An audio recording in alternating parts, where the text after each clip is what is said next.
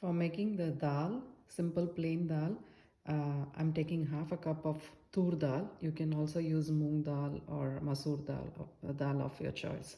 So I'm going to wash this, rinse it with in water 3 times, and then I'm going to soak it for about half an hour. You can soak it if you have time. If you don't have time, you can directly start putting it in the pressure cooker.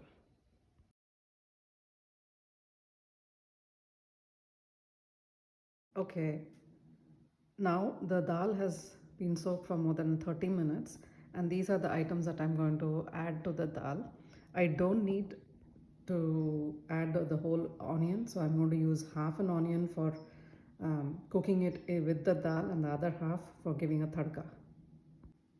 Okay, here are the items I'm going to put in the dal. I'm taking half an onion cut, 2 green chilies, and I'm taking 4 cherry tomatoes. This is about 1 tomato, I would say, and 2 uh, pods of garlic. And I have here half a teaspoon of chili powder, half a teaspoon of salt, and quarter teaspoon of turmeric powder. Depending on your spice level, you can reduce or increase the spice in chili powder. And then I take hing asafoetida, and I give it at least 4 or 5 pinches. It's more than 5, I think. Yeah, pinches of asafoetida. This is actually for digestion purposes, and it gives also good flavor to the dal.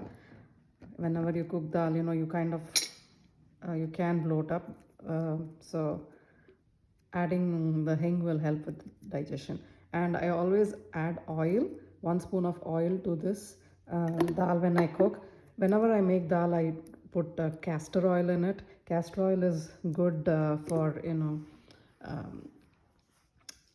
for constipation, and adding castor oil once a week to your diet, it helps improves your bowel movement. So I think it's good to use castor oil. You can use any oil of your choice, but I prefer using castor oil. I have my pressure cooker. I have taken about at least 2 cups of water in the bottom of the pressure cooker, and I'm going to add the dal that I mixed everything with in the pressure cooker. I'm going to pressure cook this for at least 4 to 5 whistles. You can also do this in the instapot. You can directly do it in the instapot, but here I am cooking in the pressure cooker, and I'm going to let it cook for 5 whistles, and then we'll see.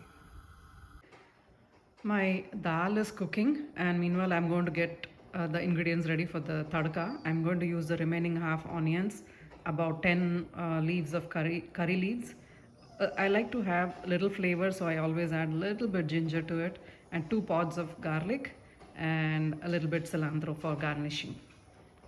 Okay, I have cut all the ingredients: my onion, garlic, cilantro, and curry leaves, ginger, everything to small pieces. And I'm ready to give the tadka for this. Okay, my dal is cooking, and here is the tadka. I'm getting ready for the tadka. I'm adding at least, since this is a very plain dal, I'm going to add 3 to 4 teaspoons of oil. I'm using gingerly oil here. And okay, the oil is hot now. I'm adding 1 teaspoon of mustard seeds, 1 teaspoon of jeera, and once the onion flutters, I'm going to throw in once the mustard seeds flutters, I'm throwing in the onion, followed by garlic, the curry leaves, ginger, and I'm going to saute it now. Okay, the onion is sauteed, so now I'm going to turn off my gas, and once the dal is cooked, I'm going to add it to the tadka. Okay, the dal is cooked. I left it for almost 6 whistles, and then now I let it rest for some time. After all the pressure has released, I'm ready to mash this dal. Using a masher to mash this dal. I don't like to have this green chili mashed, and it gives a bad taste in my mouth. So I always remove the green chili after once it is cooked. So I'm going to mash this. Use a masher to mash this.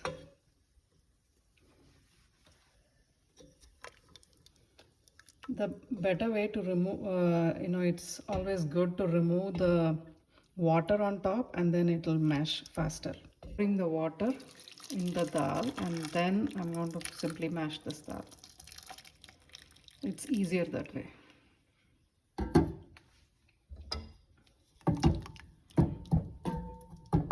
So the 4 cherry tomatoes, I would say, is about 1 small tomato.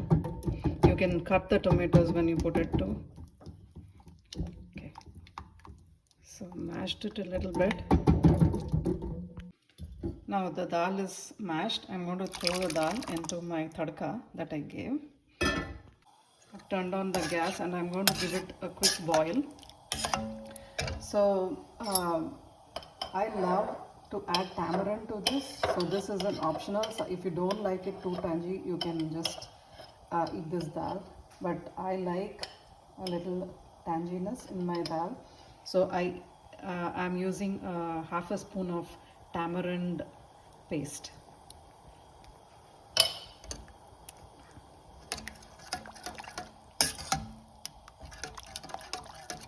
So give it a boil.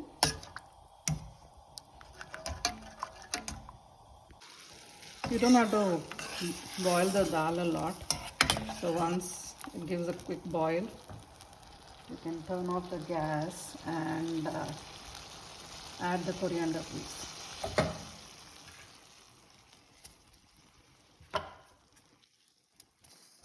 All right, here is my plain dal ready to be served. Okay, here is a plain dal ready to be served. You can eat this with rice or roti, and have it with papad or a pickle. It goes well with anything. Um, if you want, you can even add some ghee when you're eating.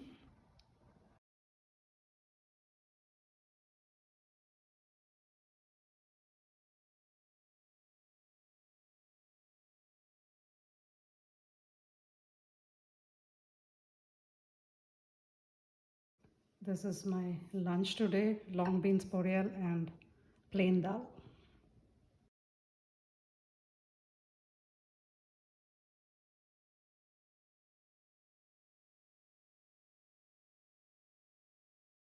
Here is today's lunch: brown rice, brown basmati rice with long beans, n-thatakai-poriyal, and